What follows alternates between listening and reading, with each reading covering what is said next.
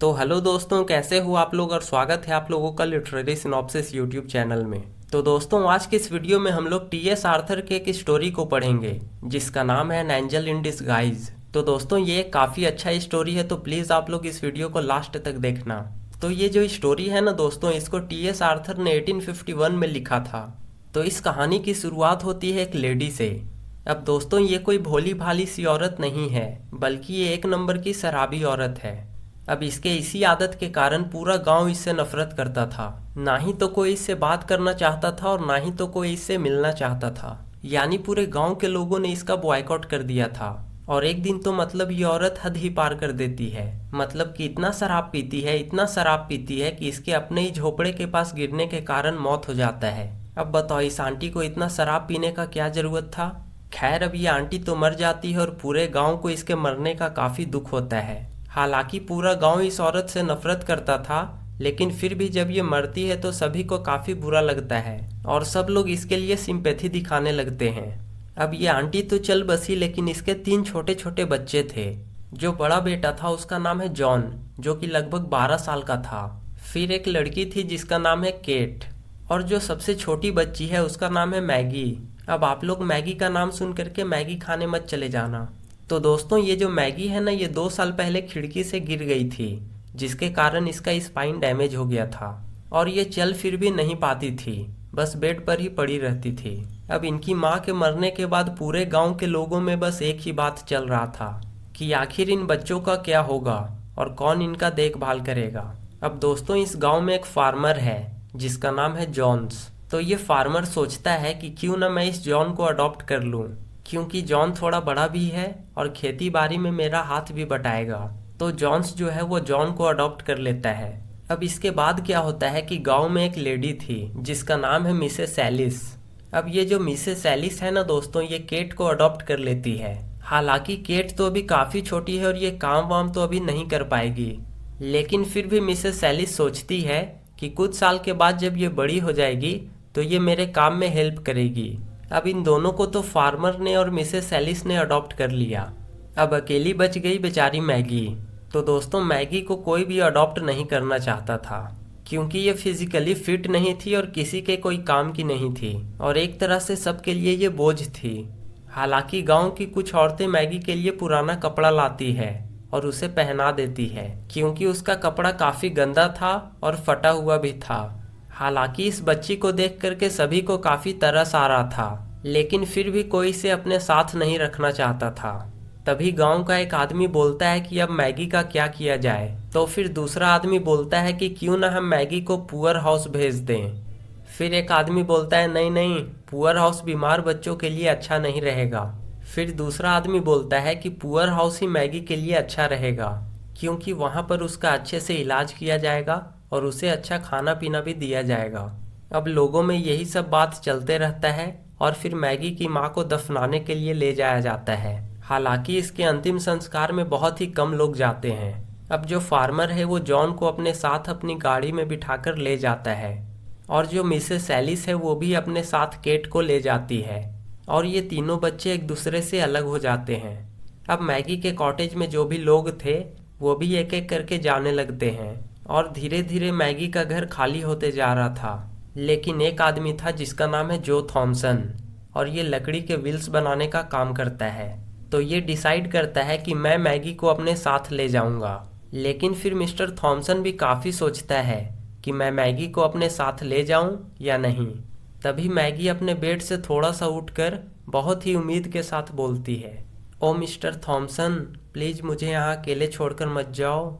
और दोस्तों, ये जो मिस्टर थॉमसन है ना, ये दिल का बहुत ही अच्छा इंसान है और ये बच्चों से बहुत प्यार करता है। और तभी ये मैगी के बेड के पास आता है और बोलता है, नहीं बेटा, मैं तुम्हें अकेले छोड़कर नहीं जा रहा हूँ। और फिर वो मैगी को अपने बाहों में उठा लेता है और उसे अपने साथ लेकर जाने लगता है। अब यहाँ पर एंट्री होता है जो थॉमसन की वाइफ का, जिसका नाम है मिसेस थॉमसन। तो दोस्तों, इनका कोई भी अपना बच्चा नहीं था, जिसके कारण इनकी वाइफ काफ़ी परेशान रहती थी। अब इसके बाद क्या होता है कि मिसेस थॉमसन जो थी वो अपने पति को खिड़की से आते हुए देखती है और जब जो थॉमसन घर पहुंचता है तो वही होता है जिसका उसको डर था। यानी कि उसकी बीवी उस पर चिल्लाने लगती है और पूरे गुस्से से बोलती है, तुम इस बच्ची को क्यों लेकर के आए हो यहाँ। और जो मैगी है ना, वो मिसेस थॉमसन का गुस्सा देख करके थोड़ा सा डर जाती है और जो थॉमसन से लिपट जाती है। और फिर जो थॉमसन अपनी बीवी से बोलता है कि प्लीज़ अब तुम शांत हो जाओ।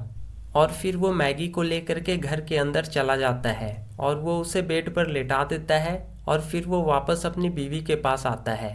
तो फिर उसकी बीवी बोलती है कि तुम इस बीमार बच्ची को क्यों लेकर आए हो यहाँ।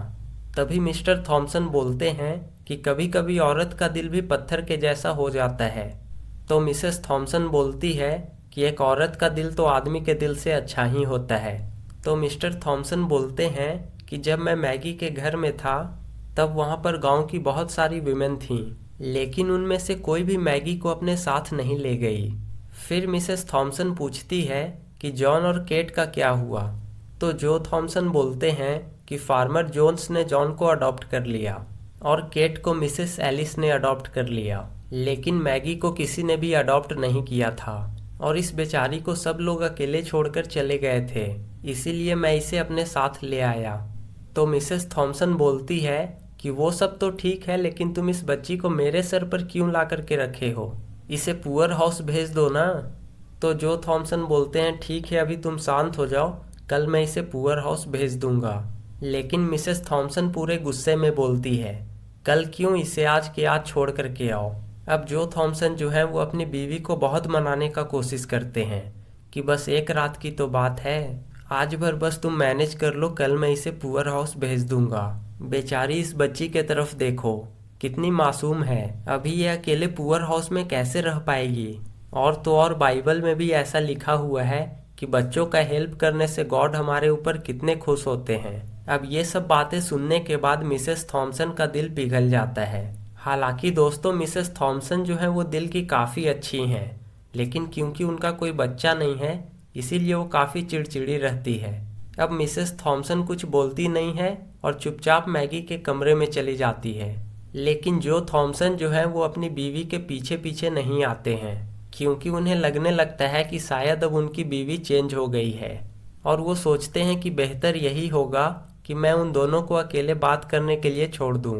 और मिस्टर थॉमसन जो हैं वो काम करने के लिए अपने दुकान चले जाते हैं और जब वो शाम में दुकान से वापस आते रहते हैं तब वो खिड़की से मैगी और मिसेस थॉमसन को साथ में देखते हैं। और जो मैगी थी वो मिसेस थॉमसन से कुछ बात कर रही होती है और इन दोनों को साथ में देखकर मिस्टर थॉमसन को बहुत खुशी होता है और इन्हें लगता है कि अब शायद सब कुछ ठीक हो गया है। और जब मिस्टर थॉमसन घर आते हैं तो वो अपनी वाइफ से मैगी के बारे में कोई भी बात नहीं करते हैं और बस वो अपनी बीवी से एक ही सवाल पूछते हैं कि डिनर कब तक बनेगा। तो मिसेस थॉमसन बोलती है कि कुछ देर के बाद।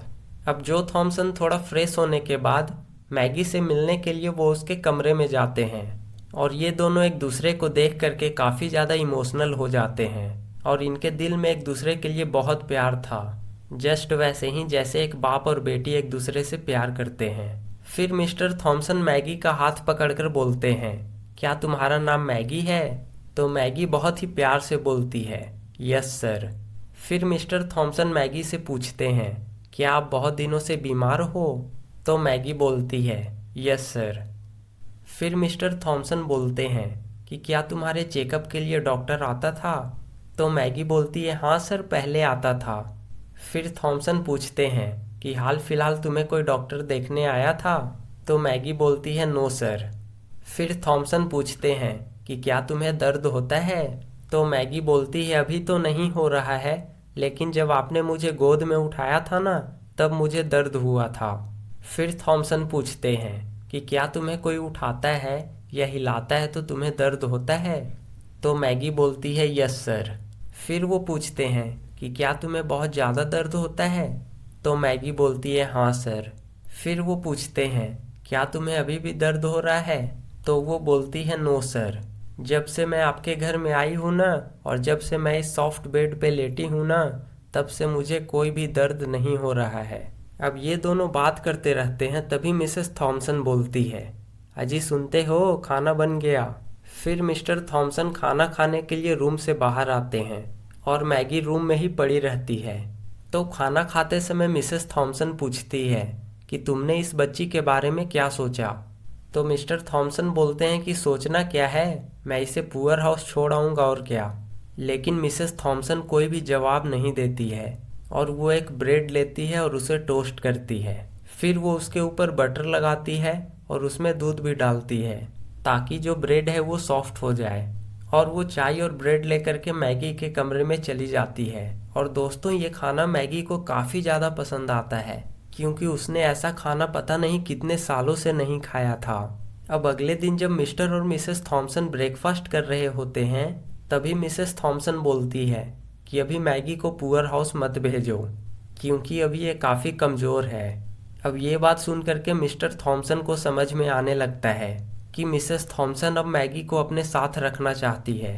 तभी ये अपनी बीवी से मजाक करते हुए बोलते हैं कि नहीं नहीं, मैं तो इसे आज ही पुअर हाउस भेज दूंगा क्योंकि ये तुम्हें परेशान करेगी ना।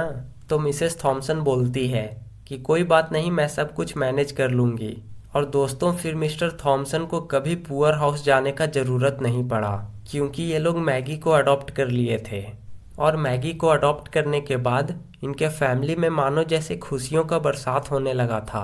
और क्योंकि इनका भी कोई अपना बच्चा नहीं था तो इनको भी एक प्यारी सी बच्ची मिल जाती है और सभी लोग साथ में हंसी खुशी रहने लगते हैं। तो दोस्तों, आप लोगों को ये स्टोरी कैसा लगा कमेंट में ज़रूर बताइएगा। So thanks for watching this video, and if you like this video please hit the like button and also subscribe to my YouTube channel.